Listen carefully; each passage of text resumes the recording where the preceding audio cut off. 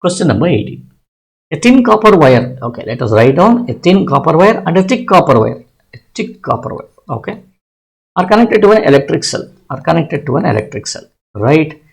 Which quantity will be greater in thin wire? Okay. Now let us see. See, these are two conductors over here. A current which passes through this, the same current will pass here also. See this circuit, right? So therefore, there should not be any change in electric current. So this is definitely incorrect.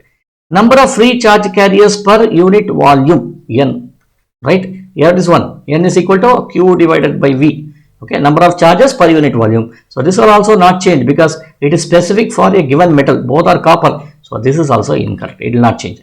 Net number of charge carriers. Net number of charge carriers crossing a section of a wire every second, which is what? Crossing a wire per second.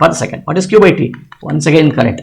Option A and C are same, but worded in a different way. It's also incorrect. But D should be the right answer. Drift speed. What is drift speed? How is it related to current? You can do it. You can directly say D is the right answer, or you can also say I is equal to N A E A V D. Okay, or V D should be equal to I divided by N E into A. Okay, now you see I is not changing, N is not changing, already proved. E, electronic charge, cannot change.